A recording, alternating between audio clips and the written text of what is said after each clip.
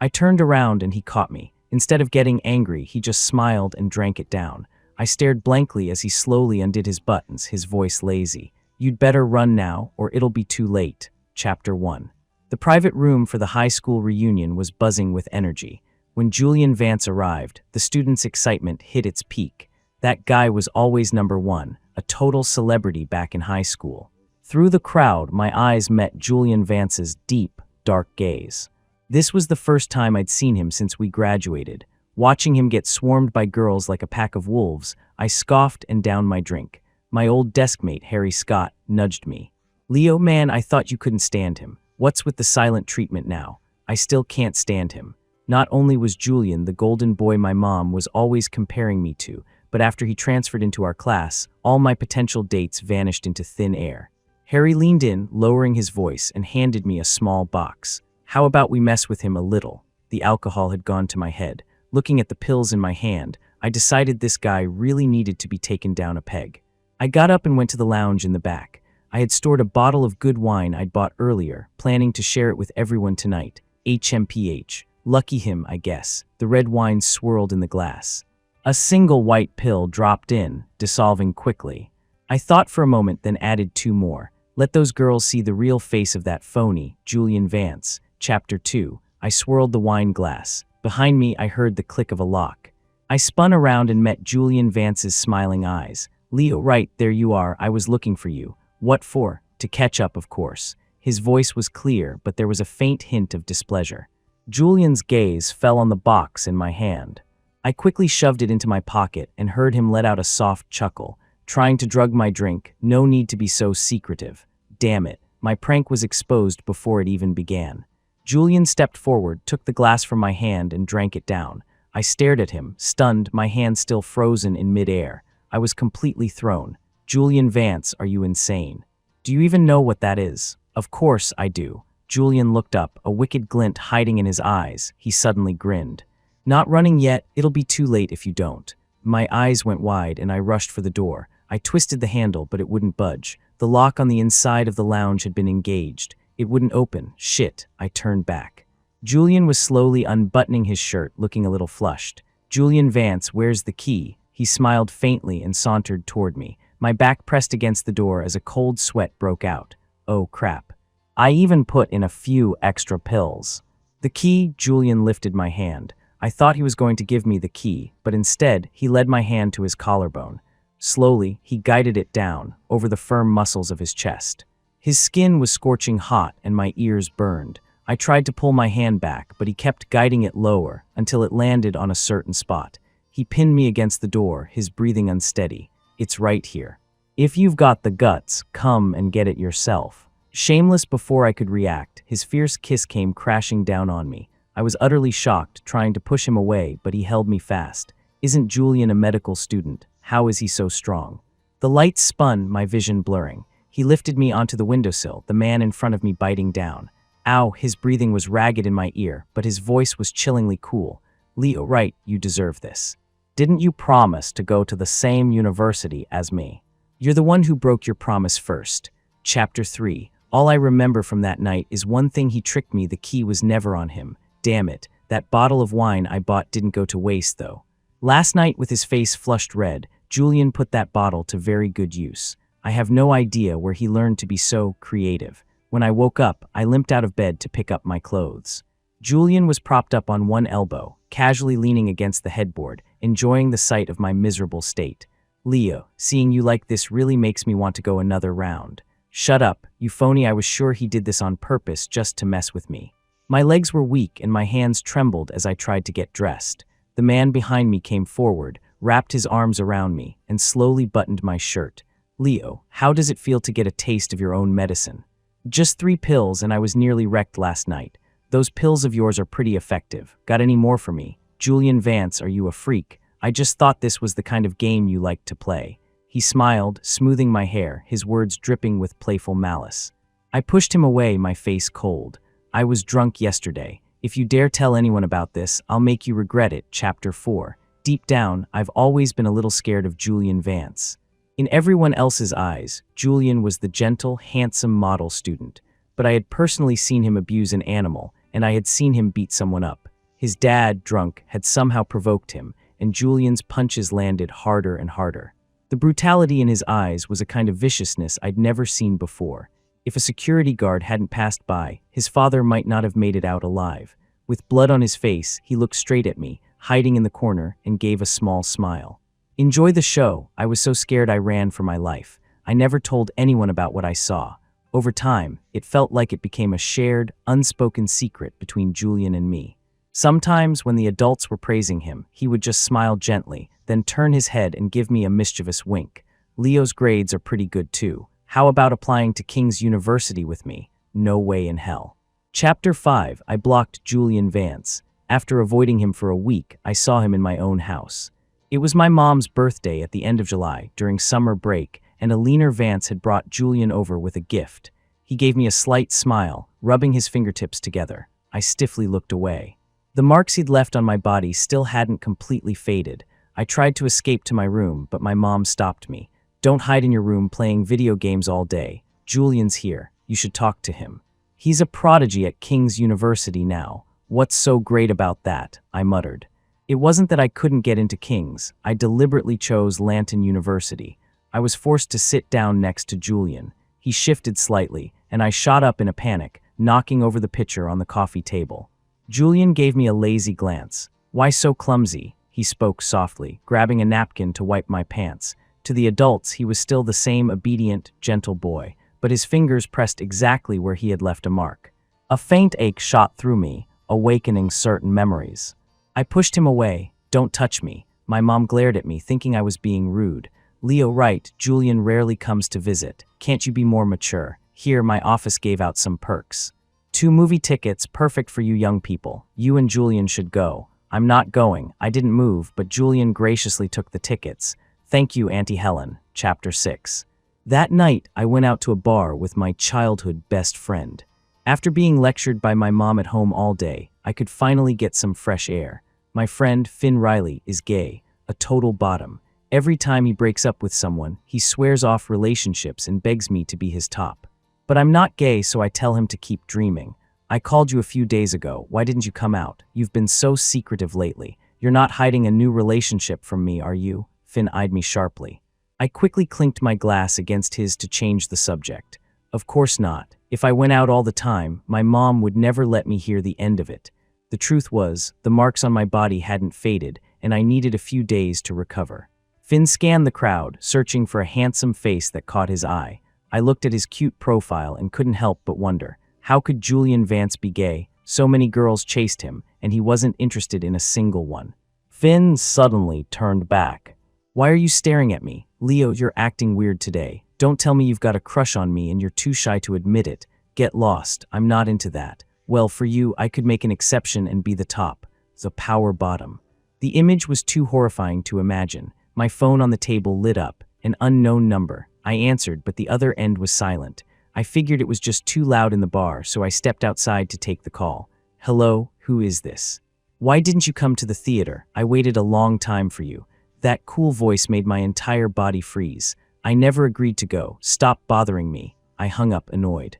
When I looked up, I saw Julian Vance standing across the street. He was wearing a black shirt, his figure tall and straight, almost blending into the night. My heart pounded as Julian slowly walked toward me. Before I could make it back into the bar, he caught me. "This is the second time you've lied to me, Leo." His calm tone hid a chilling displeasure that was deeply unsettling. "What are you talking about? I never made any promises. That was all you." I tried to push him away, but his warm fingers wrapped around the back of my neck.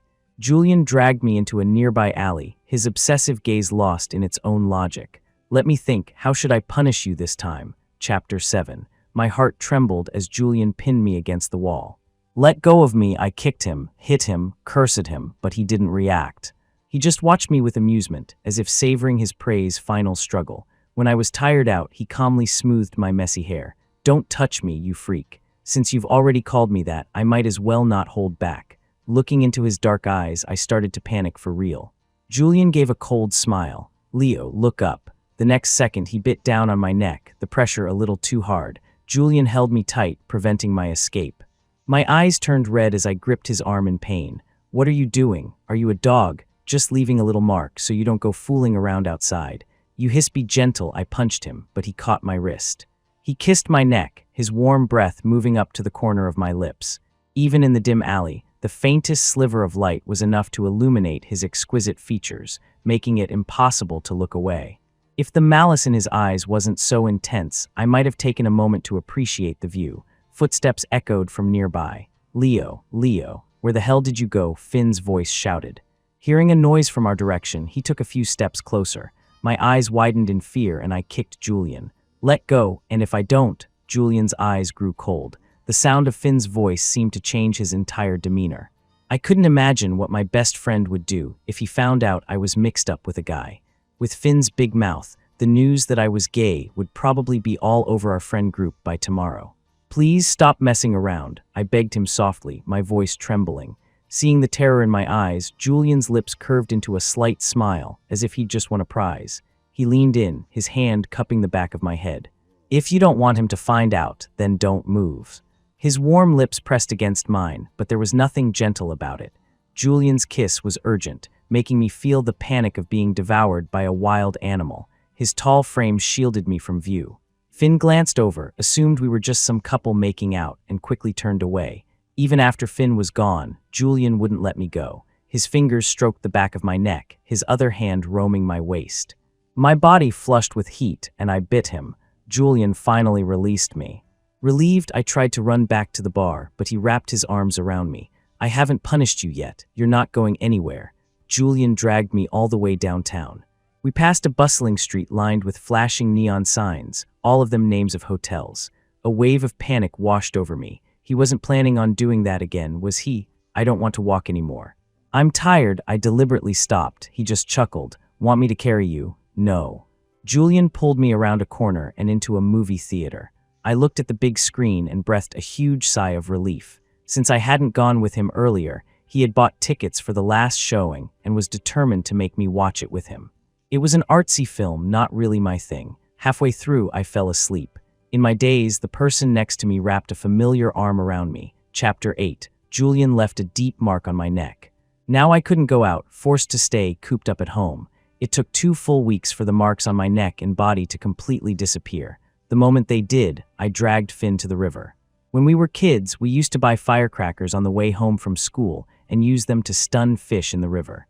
Now, with stricter city regulations, all we could do was have a barbecue and set off some fireworks by the river at night. The riverbank was lively in the evening. With students on break, many families were out camping. Finn lit a sparkler and made me take influencer-style photos of him. I couldn't get the angles right, and when he saw the results, he chased me around, trying to hit me. "Leo, you made me look like a ghost, and you have the nerve to run. Get back here, you're not going home until you get a good shot of me." Finn and I were messing around by the river. I turned my head and suddenly bumped into someone. I was about to apologize when I looked up and saw that wolf in sheep's clothing smile. The playful look on my face vanished instantly. Julian raised an eyebrow. "What's wrong?" "Not happy to see me? What are you doing here?" I took a step back, instinctively putting distance between us. "Auntie Helen said you were here, so I came to see." The moment Finn saw a handsome guy, he immediately went over to say hello. Julian gave a cool nod, maintaining his usual refined demeanor. I stood on the side, grinding my teeth in frustration, trying to give Finn a signal, but he was completely oblivious. Finn, completely fooled by Julian's good looks, was ecstatic and tried to drag him along to play with us. I lost all interest and just focused on grilling chicken wings. After a while, Finn stepped away to take a call, and Julian came and sat next to me. "When are you going to unblock me? In your next life?" He chuckled softly, picked up a chicken wing, and took a bite. Then he fell silent. After a moment of quiet, Julian took the food from my hands. "Let me." His hands were beautiful, and he did everything with a calm, methodical grace. Watching his slow, confident manner, I couldn't help but think about how the adults were always comparing us. It was so damn annoying. Chapter 9. Finn pulled me aside to light fireworks, whispering questions about Julian. "Is he into guys or girls? How could you have a friend this hot and not tell me sooner?" "He's that guy I was complaining about before, the one who always beat me for first place. Still think he's hot now." Finn snuck a glance at Julian and lowered his voice. "I can see why you lost. You little traitor." I raised my fist to hit him. Finn dodged into the crowd and I quickly chased after him. A little kid was playing with fireworks and wasn't paying attention to the angle. Just as I ran over, the firework tube turned and pointed right at me. A flash of light, a brilliant instant. I didn't even know what was happening. In that split second, a hand grabbed me and a body shielded me from the front. With a bang, the firework shot into Julian's back. I smelled the clean scent on Julian's clothes, my mind going blank for a moment. "Are you okay?" Julian checked me over, then glanced at the kid. Before he could say anything, the little boy burst into tears and quickly aimed the firework at an empty patch of ground. It was a false alarm. I was about to push him away when he leaned on my shoulder. "That hurts. Let's just hug for a little longer. Stop pretending. Stand up straight. Leo, I saved you.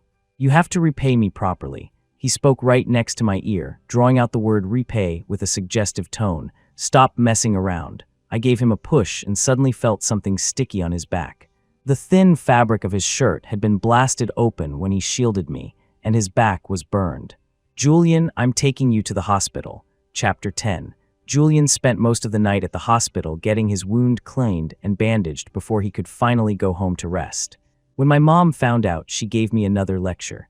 Julian comes from a single-parent home. His mother works so hard, and now she has to take time off to care for him. "Aren't you just making more trouble for Auntie Alina? How was I supposed to know this would happen?" I guiltily poked at the rice in my bowl.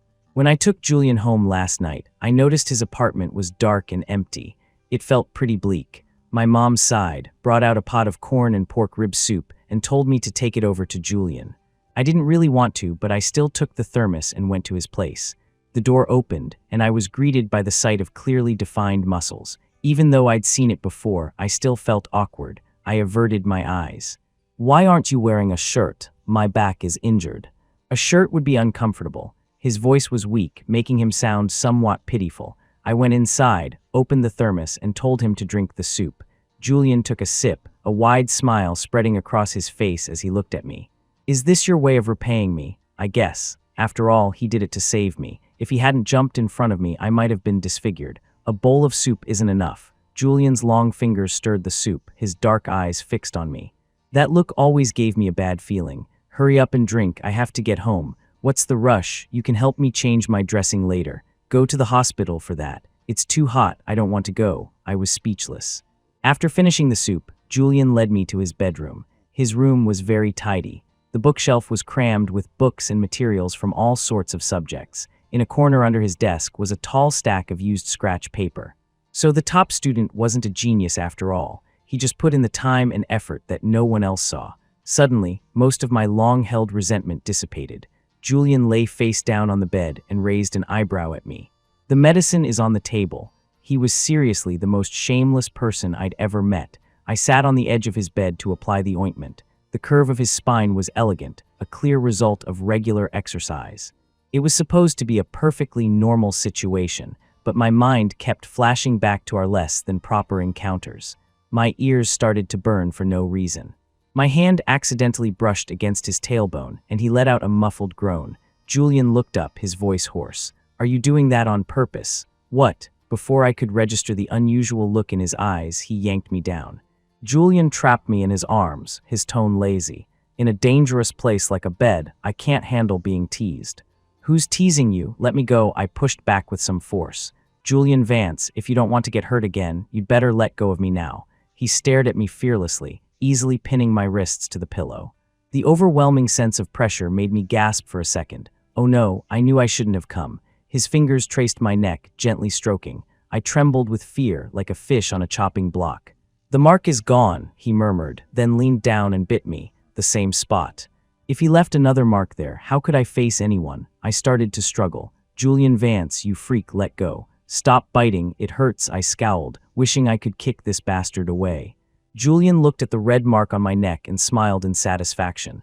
"This can be my repayment." "You're sick." I glared at him, the pain bringing tears to my eyes. Julian gently pinched my ear and kissed the corner of my eye. "Keep looking at me like that, and this won't be the only repayment you'll be giving." I closed my eyes, swallowing my tears, but his kisses continued, finally landing on my lips. Chapter 11. After learning my lesson, I never went to Julian Vance's house again. When my mom made something delicious for him, and I refused to deliver it, she just had Julian come over to our house to eat. One thing led to another, and Julian started harassing me whenever we were alone. He even forbade me from hanging out with Finn, threatening to get handsy if I did. Just seeing him annoyed me. Finally, the new semester started, and I could go my separate way from Julian. We parted at the train station. He touched my neck. "Leo, right, be good when you get to school. None of your business." I shook his hand off. The light in Julian's eyes dimmed, and he let out a soft chuckle. Then he grabbed me and pulled me into the restroom. By the time Finn and I were on the high-speed train, he gave me a strange look. "Leo, why are there so many bandages on your neck? Did you get hurt?" I mumbled a vague response, cursing Julian 800 times in my head. That animal, thank God Julian and I weren't at the same university. Otherwise, he would have tormented me to death. Arriving back at Lanton University, I breathed in the sweet scent of freedom. My sophomore year was busy. As an architecture major, I was constantly racking my brain over drawings.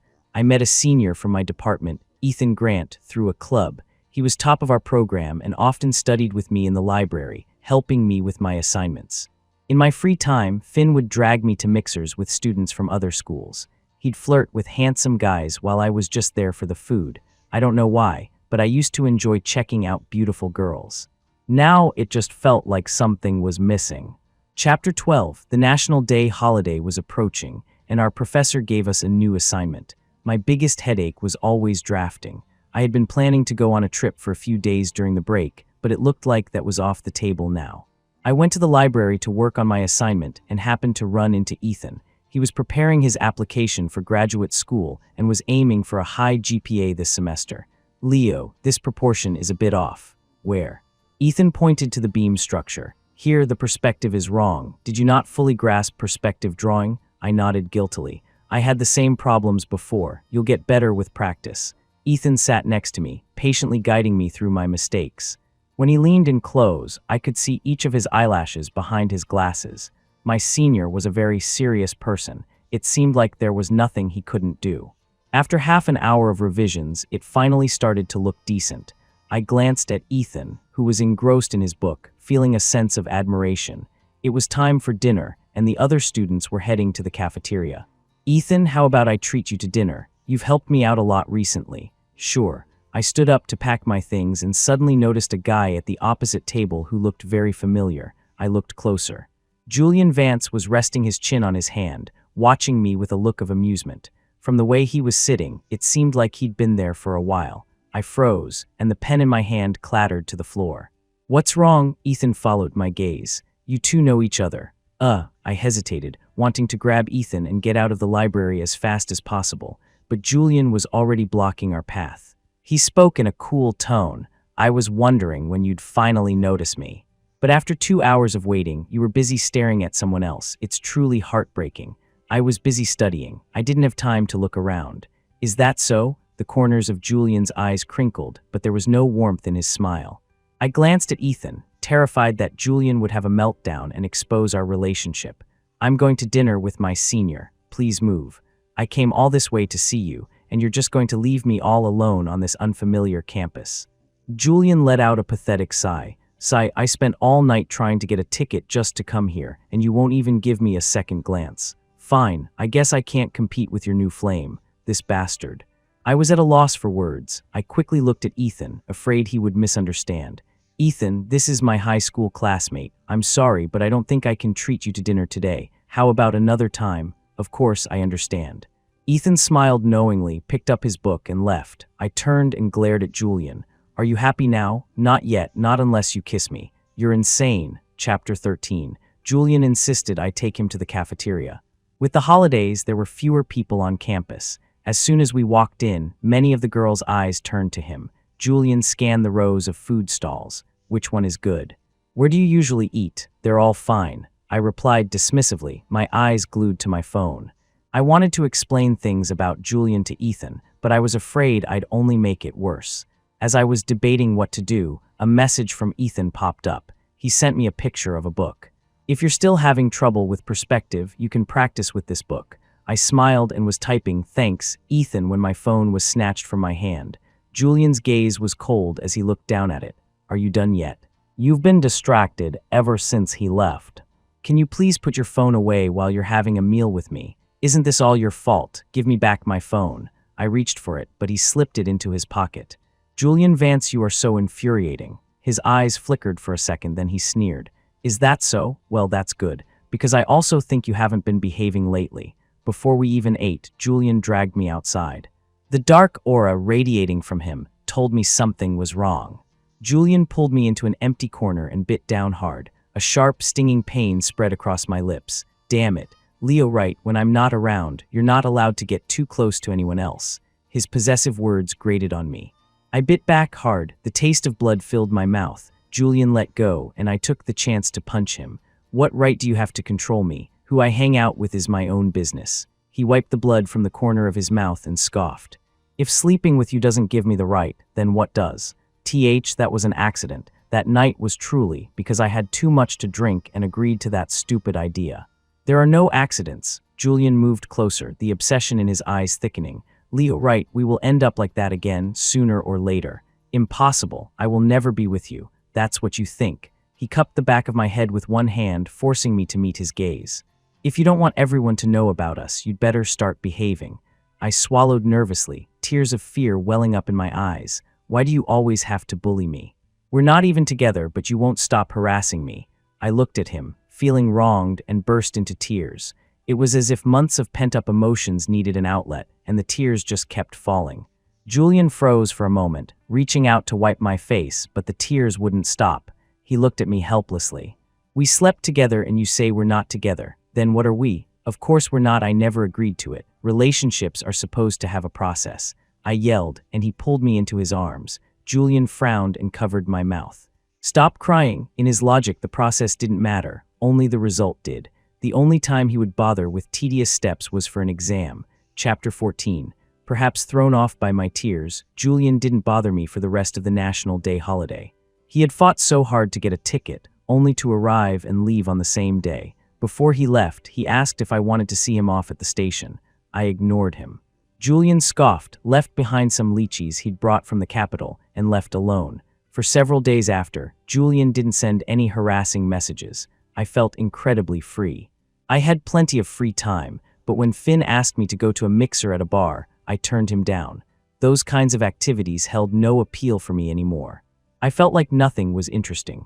Late at night, I would find myself staring at my phone, feeling a sense of emptiness. I must be sick. Julian remained silent for a month. I figured he was either busy with school or had moved on to a new target. Then, on Halloween night, Julian sent me a playful holiday greeting. The text looked like something he'd sent to a mass list. I didn't think much of it. Over the next few days, Julian kept forwarding me interesting content. Before, he would either demand to know where I was or who I was with. He never bothered with this kind of stuff. I suspected his account had been hacked. Me, is this really you? A few seconds later, Julian sent a selfie. It was a casual shot taken in his dorm room, but even the careless angle couldn't hide his handsome features. I scoffed. What do you want? Don't think sending a few funny messages counts as an apology. Psycho. Want to see a movie? He sent a screenshot of a new sci-fi movie. It was my favorite genre, but I didn't want to go with him. I rejected him outright, saying I was busy. Chapter 15. That weekend, Finn asked me to see a movie, and it happened to be the one Julian had sent me. I agreed. We were a bit late arriving at the theater. I fumbled my way through the dark, and just as I found my seat, I tripped over someone's foot. The person next to me steadied me. The scent was familiar and clean. I turned my head and was surprised to see Julian's face. What are you doing here? I came to watch the movie with you. Julian handed me a Coke. I looked over at Finn, who was nonchalantly eating popcorn, pretending like nothing was wrong. I couldn't believe my best friend had been turned so easily. I ground my teeth in frustration and ate half the bucket of popcorn in one go. But this time, Julian surprisingly didn't try anything funny. Near the end, he leaned over and asked, "Did you like it?" It was okay. I glanced at the time. It was past 10. Where are you staying tonight? I'm heading back to campus later. I have class in the morning. The flickering light from the screen on his face made him seem almost unreal. It was a 4-hour high-speed train ride from the capital. Julian came all this way just to watch a movie with me. Something pricked at my heart. It felt strange. Julian, aren't you tired? It's so late. Isn't this me pursuing you? I'm trying to show my sincerity. I studied his smiling eyes, wary of a trap. Do you really like me? Isn't it obvious enough? But why? How did you end up being gay? I was really curious. A golden boy like Julian seemed so straight. When did he quietly switch teams? He smiled and leaned closer. I'll tell you when you agree to be with me. I wasn't falling for that trick. After the movie, we left the theater. Julian was behind me and he stealthily tried to take my hand. I dodged it and cleared my throat. You haven't won me over yet. That's against the rules. Julian gritted his teeth but surprisingly agreed with good grace. Seeing him look so defeated brought me a secret sense of satisfaction. If I had known this guy liked me from the start, why did I go through so much trouble? Messing with him should be easy, right? Chapter 16. Julian started acting more proper. Even when he came to visit, he would let me know in advance. He stopped kissing me or threatening me out of the blue. When he acted normal, he was actually quite gentle. On my birthday, Finn was the first person to message me. He booked a private room to celebrate with me. During class, I couldn't stop checking my phone. So many classmates wished me a happy birthday, but there was nothing from Julian. Was he busy, or did he not even know what day it was? Is this how you pursue someone? I pressed my lips together, a hollow feeling in my chest. By the time my afternoon classes ended, there was still no word from Julian. I sulked my way to dinner with Finn. For the party that night, I invited a few close friends, including my senior, Ethan. My friends were full of wild ideas, and the atmosphere was electric. Drinking wasn't enough. They insisted on playing games. When it was my turn to lose, Finn gave me a sly grin. Since it's the birthday boy's turn, we can't let you off easy. Finn, you'd better think carefully before you speak, I said through gritted teeth, which only made Finn's grin wider. He was such a terrible friend. Pick a guy in the room and feed him a drink from a glass held in your mouth. How about that? Not too hard, right? The room erupted in cheers from the onlookers. That damn Finn. He just wanted to see me embarrassed. Luckily, everyone here was straight, so even if it got a little suggestive, no one would think anything of it. I scanned the room and chose Ethan, who was sitting next to me. Knowing I had already had a lot to drink, Ethan chose a fruity, low-alcohol cooler.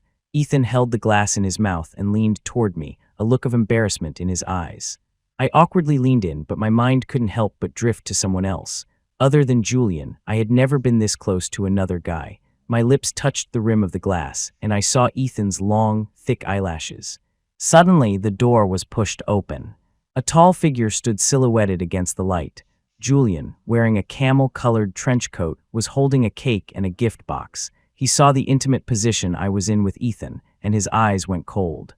Looks like I came at a bad time. Sorry to interrupt. Julian placed the items on the table and turned to leave. I froze. Ethan, looking like he was enjoying the show, just smiled. Leo, I'll just drink this for you. What are you waiting for? Go after him. I looked at him sheepishly, feeling like he had figured something out. I made a quick excuse to my friends and rushed out. Chapter 17. I caught up with Julian in the stairwell. Where are you going? Since you're here, stay and hang out. We can get some late-night food later. Not hungry. Julian's reply was cold, his displeasure written all over his face. I scoffed. You don't message me all day, and when you finally show up, you give me the cold shoulder.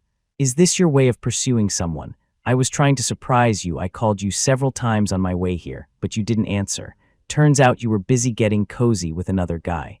His words were dripping with sarcasm, but my heart warmed a little. So he hadn't forgotten. He was just late. That was just a game.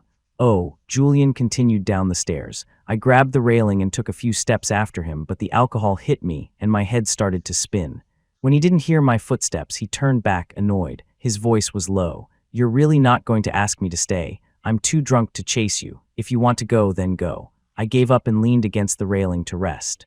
Julian stared at my flushed cheeks and let out a cold laugh. It was that same malicious smile. But this time I had no energy to run. He walked toward me, stopping on the step below me, which brought us eye to eye. Leo, right, are you out of energies? Then I guess I'll have to break the rules. Julian's hand cupped the back of my head, and he pulled me into a kiss I couldn't refuse. His kiss was fierce, as if he was trying to make up for the scene he'd just witnessed, determined to reclaim me.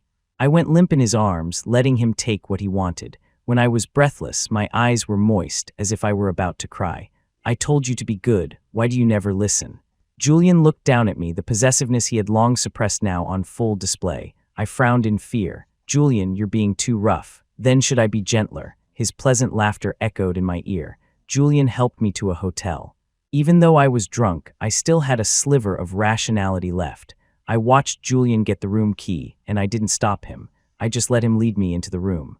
His warm body embraced me from behind, his lips finding their familiar place on my neck. "Leo, you're being so good right now. Lift your head." He tilted my chin up and kissed me again. Tonight, Julian's gentleness was terrifyingly captivating. Chapter 18. The next morning, I woke up with a hoarse voice and immediately started beating the person next to me. Gentle. That was my biggest misunderstanding of Julian Vance. "You bastard, you broke your promise. We're not even together, and you dared to do that to me." "Julian Vance, this is assault. You took advantage of me when I was drunk." He leaned back against the headboard, casually letting me hit him, accepting all my accusations. When I was tired of yelling, my body sore and weak, he pulled me into his arms. Julian rubbed my lower back and laughed lazily. "Pursuing you was just a game. I don't like such inefficient methods. You were always mine to begin with. I have no idea where he gets that confidence." His hands started to wander again and I kicked him. "Don't touch me. That's not what you were saying last night." Julian sighed with a look of mock distress. "Drunk you is so much cuter." Lies. I told him to shut up and he leaned in to kiss me. Our bodies were pressed so close that sparks quickly ignited. This freak I was well and truly trapped. When I finally managed to drag myself back to the dorm, Finn was waiting for me. He glanced at his watch and gave me a sleazy grin. "You're only getting back in the afternoon. You two must have had a wild time yesterday." "What are you talking about? I just went out to eat with him. And before dinner, we went shopping." "Shopping your way into bed?" Finn's questions were relentless and my head started to ache. As I was scrambling for a plausible lie, he chuckled and pointed at my neck. "And to think someone claimed to be straight. Turns out you've been secretly bending like a pretzel behind my back, huh?" I looked in the mirror and saw a huge red mark. Damn it, no wonder people were giving me weird looks on the way back. That bastard Julian. He bit so hard. Finn grinned, prying for details about last night, but there was no way I could tell him. I used the excuse of needing a shower and fled into the bathroom. Chapter 19. After Julian returned to the capital, he sent a message to let me know he'd arrived safely. Then he went silent. I called him after class, but he didn't pick up. That bastard, did he lose interest now that he got what he wanted? I stared at my phone, filled with anxiety, unable to focus on my homework. A few days later, my mom called to ask when my winter break started. She casually mentioned that Julian was in the hospital. My heart sank. I immediately booked a ticket for that night and rushed over. When I arrived at the hospital, I was still in a panic. Then I saw Auntie Alina in the hospital room, and with her, another girl. The girl was taking care of Julian, chatting intimately with Auntie Alina. I hesitated for a moment. Auntie Alina saw me and raised her eyebrows in surprise. "Leo Wright, what are you doing here?" I placed the fruit basket on the table and greeted them. The girls smiled at me. "Hi, I'm Chloe Fisher. I'm a friend of Julian's." "Hello." This was the first I'd heard of Julian having any friends. I suddenly realized that I had never made an effort to get to know him. The person in the hospital bed was still unconscious. His face was pale, and his head and hands were wrapped in bandages.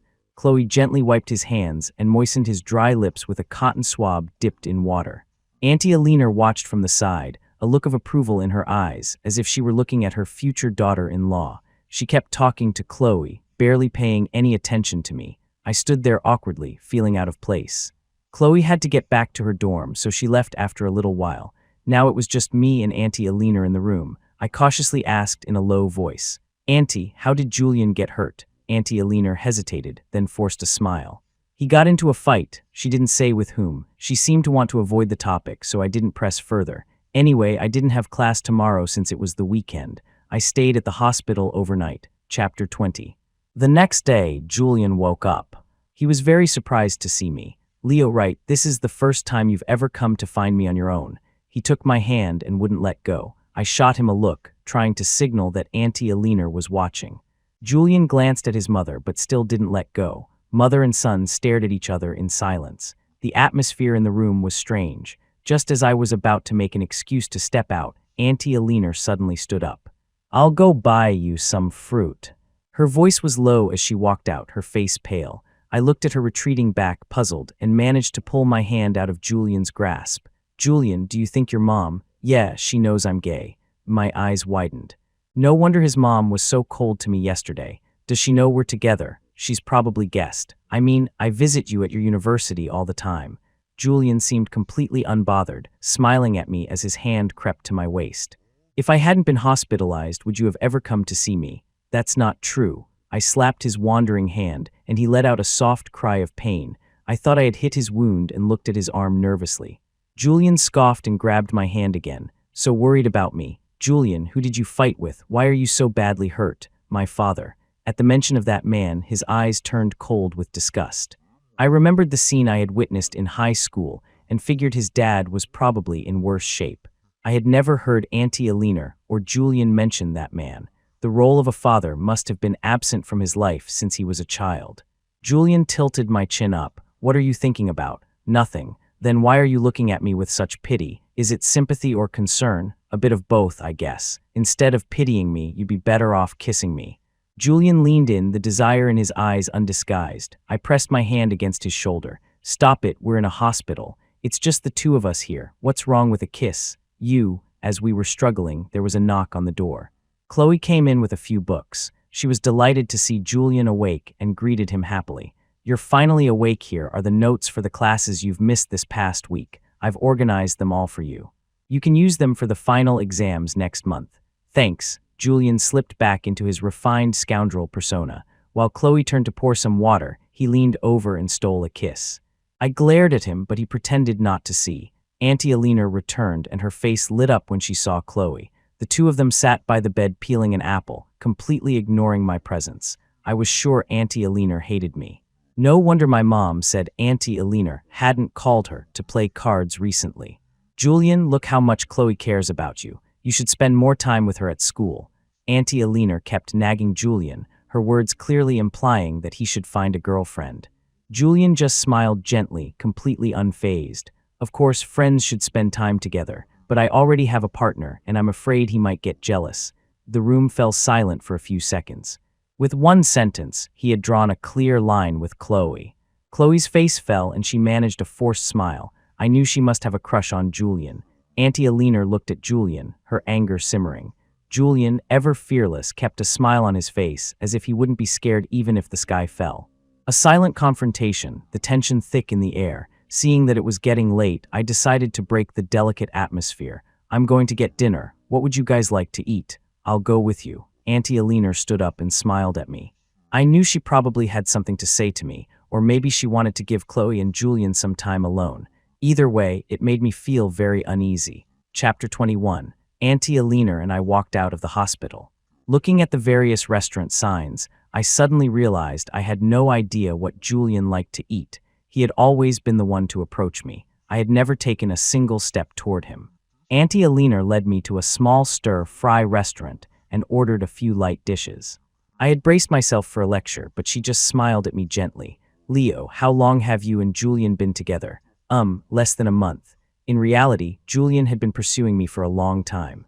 Auntie Alina nodded, and we started walking back with the food.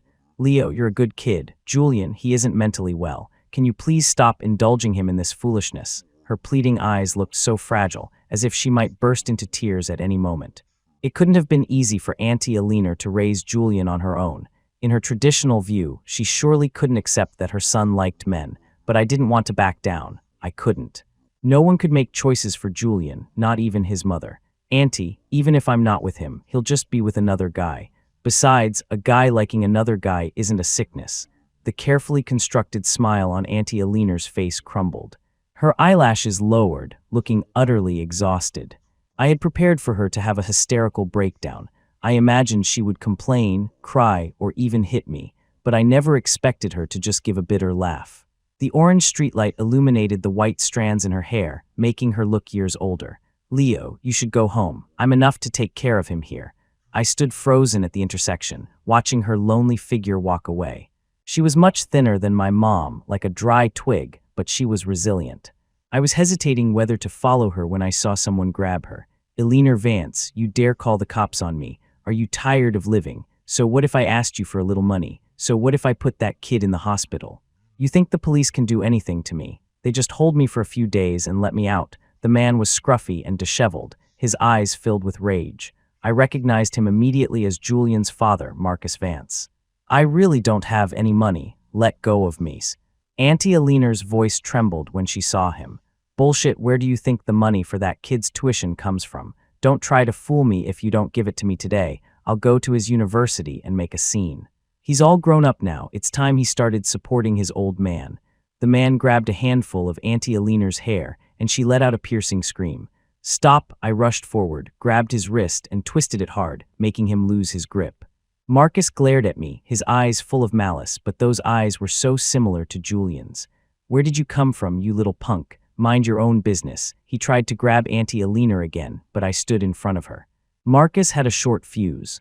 After a few seconds of impatience, he kicked me hard. Get out of the way, or I'll beat you up too. You can try. I stared at him coldly, grabbed his collar, and we started to fight. Marcus was probably weakened by years of alcoholism. He wasn't as strong as me and was quickly subdued. I tried to get Auntie Alina away from there quickly. A curse came from behind me. Marcus had picked up a stick and was swinging it at us.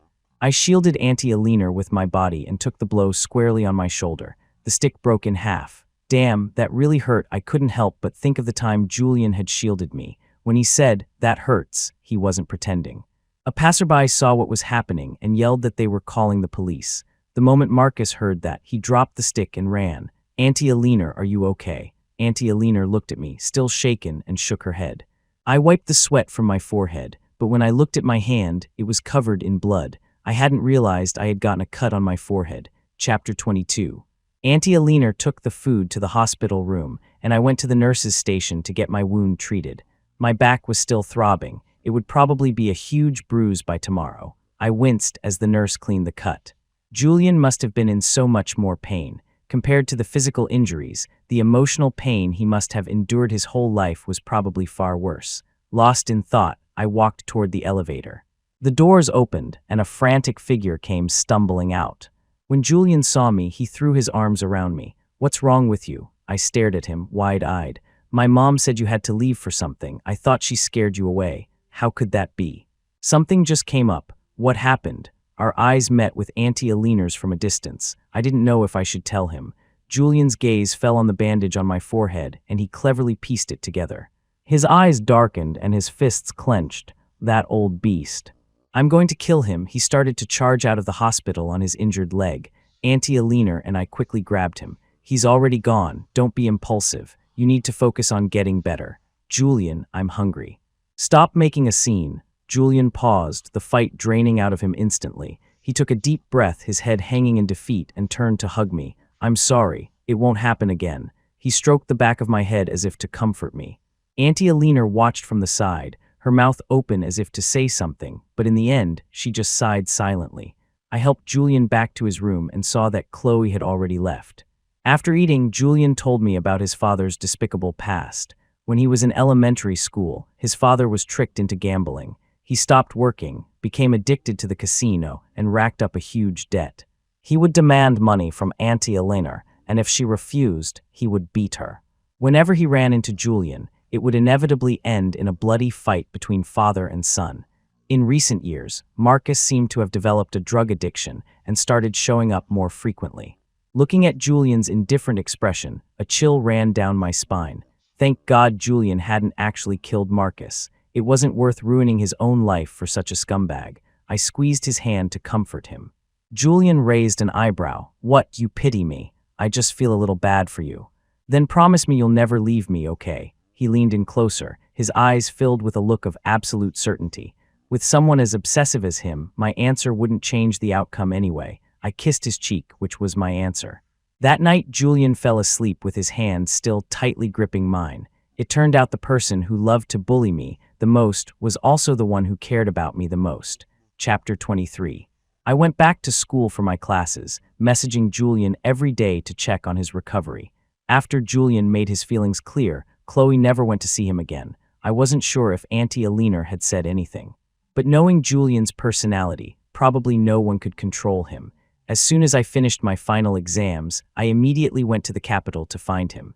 After a month of rest, Julian had recovered well. He had an exam in the morning and was in the lab in the afternoon, catching up on work he had missed. I waited for him at the door and watched him emotionlessly hold a small white mouse, inject it with a substance, and then dissect it. The entire process was swift and clean. His expression didn't look like he was studying. It looked like he was processing a crime scene. A shiver went down my spine as I remembered his past cruelty to animals. Suddenly, as if sensing something, Julian looked toward the window. I waved at him, and a smile appeared in his eyes. After his experiment, Julian took me to dinner. He knew I liked spicy food and took me to a newly opened restaurant in Cafeteria No. 3. His long, slender fingers broke a pair of chopsticks and handed them to me. I couldn't help but ask in a low voice, "Julian, did you go into medicine just to satisfy your own twisted fetish?" "What kind of fetish? Don't play dumb." "I saw you poison that dog in the neighborhood back then." Julian paused, then chuckled softly. "Aren't you afraid I might poison you one day? Would you have the heart to? Depends on the situation." "What if you misbehave?" Julian's smile was full of hidden meaning, sending a chill down my spine. He put some food on my plate, but I didn't touch it. He took a bite himself, then spoke lazily. "Don't worry, it's not poisoned. Those 2 stray dogs in the neighborhood were scaring the kids, so I tranquilized them and took them to an animal shelter." I looked at him skeptically. Julian's hand moved to cover mine. "What, in your eyes, am I just some animal-abusing freak who does nothing but evil? But the only little animal I want to bully is you." He leaned in so close we were almost touching. He took my hand and placed a spoon in it. "Eat up, little animal." That night, Julian brought his review materials to my hotel, saying he would keep me company.